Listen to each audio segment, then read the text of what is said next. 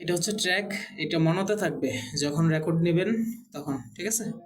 দ্বিতীয় হচ্ছে এই যে নিচে এখানে হচ্ছে মিক্স, এটাতে চাপ দিতে হবে যখন রেকর্ড নেবেন, শুধু সেই সময় চাপ দিলেন। দেওয়ার পরে এই যে মিক্স এফএক্স যেটা, এটাকে বন্ধ করতে হবে। এখানে চাপ দিলাম রেকর্ড দেওয়ার সময়, চাপ দিয়ে অফ করে এখন আমি রেকর্ডে চাপ দিতেছি। এই যে স্টারে চাপ দিলে রেকর্ড হইতেছে, দিলাম চাপ, এই যে রেকর্ড নিতেছে, ঠিক আছে। হ্যালো হ্যালো আলহামদুলিল্লাহ, রেকর্ড নিতেছে। এই যে আবার স্টারে চাপ দিতেছি, রেকর্ড অফ, ঠিক আছে। স্পেসে চাপ দিলাম। এখন যখন এক্সপোর্ট দেবো, ধরেন আমার রেকর্ড শেষ, ঠিক আছে। আমি কাটিং করবো কিভাবে? কাটিং কাটিং কাটিং করবো না, হচ্ছে যে কন্ট্রোলে চাপ দিলে, যে কন্ট্রোলে চাপ দিতেছি, কন্ট্রোলে চাপ দিলে মাস্ক ব্লেড অপশন আসবে। হ্যাঁ, এই যে ব্লেড, নিচে নামেন, নিচে নামেন, হ্যাঁ এই যে ব্লেড, ঠিক আছে, কাটতেছে। এখন কন্ট্রোল ছেড়ে দেবেন, এই যে এটাতে চাপ দেন, চাপ দিয়ে ডিলিটে চাপ দেন, এই যে ডিলিট, এখান থেকে ডিলিট হয়ে গেছে, ঠিক আছে। ওকে।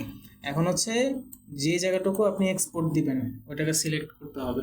সিলেক্ট করার জন্য শুরু হচ্ছে কন্ট্রোলে চাপ দিতে হবে, কন্ট্রোল চাপ দাও তো, কন্ট্রোলে চাপ দিয়া যে জায়গা থেকে শুরু সেখানে এই যে নাম্বারের জায়গায় একটা চাপ দিতে হবে, ঠিক আছে। নিচ্ছে না কেন, নিচ্ছে, এই যে নিচ্ছে, অনেকক্ষণ পরে ছেড়ে দাও।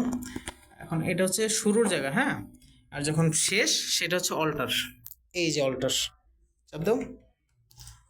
অল্টারে চাপ দিয়ে ধরে যে জায়গায় শেষ সে জায়গায় একটা চাপ দিলাম, তাহলে আমার শুরু আর শেষ সিলেক্ট হয়ে গেল, ঠিক আছে।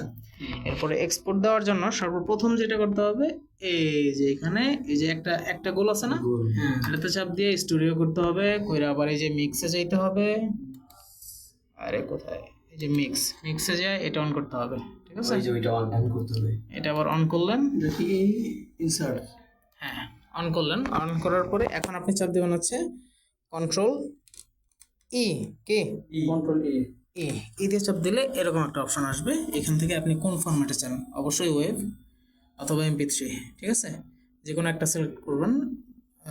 MP3 সিলেক্ট করে ওয়েবটা কেটে দিবেন, ঠিক আছে। দিয়ে এখন আপনি যে ভালো কোনটা MP3 ওয়েবই ভালো, তাহলে ওয়েব দিলাম।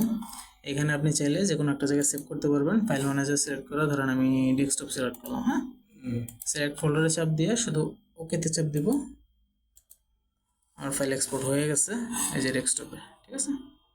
এটাকে চাইলে আপনি ক্লিক করে শুনতে পারেন।